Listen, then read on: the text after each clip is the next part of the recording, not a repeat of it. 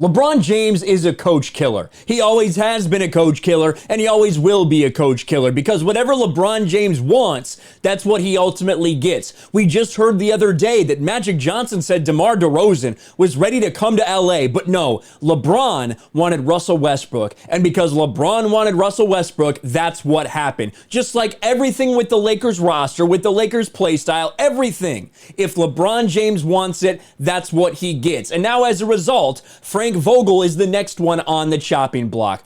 I said this before the season started. I might have to go back and dig through the archives and find it, but I'm pretty sure that when Russell Westbrook came there and they had this old roster, I said Frank Vogel may not survive this season. He likely won't be back next year.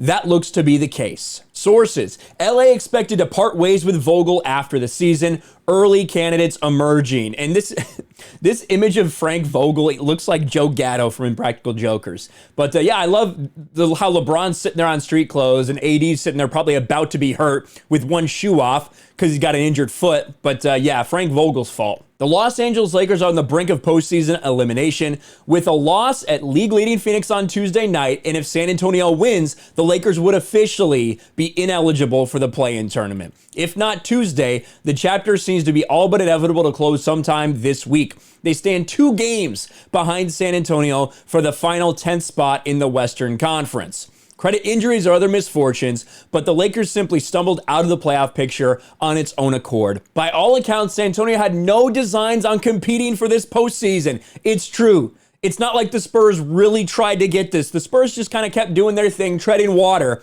and they survived while the Lakers just continued to fall and fall and fall. Now they're completely out of the playoff picture. I don't think the Spurs were even trying to make a run at it. It just came back to them. The Spurs were good enough, and the Lakers kept losing. The Lakers hold a worse record, 10-27, during the second half of the season than Portland, who's 11-26. Keep in mind, Portland traded CJ McCollum. Portland just put a bunch of people on the injury report so they wouldn't have to play anybody. They're tanking. Portland is tanking to try to get a better pick, and the Lakers are still worse than them in the second half. Now as the finish line for the season arrives, the Lakers are still expected to part ways with embattled play caller Frank Vogel, sources told BR, and the anticipated vacancy on Los Angeles' bench has produced no shortage of potential candidates linked to fill the position.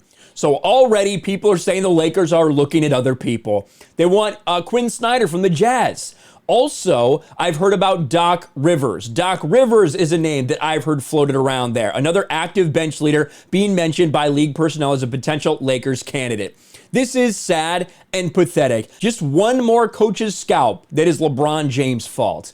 And LeBron James has done this every single place he's gone. He was only in Miami for 4 years. Otherwise, Spoelstra would be gone there too. And if Pat Riley hadn't been the one calling the shots, there's a high likelihood that LeBron would have got his way and Spoelstra probably would have been out in Miami as well. LeBron James is a pathetic leader. That's why things like this happen all the time, because everything has to be LeBron's way. And once again, he's ended another coach's tenure on his team. Let me know what you think about all this in the comments below. Smash a like button, subscribe to the channel, ring the bell for notifications, share this video out there, and I'll talk to you later.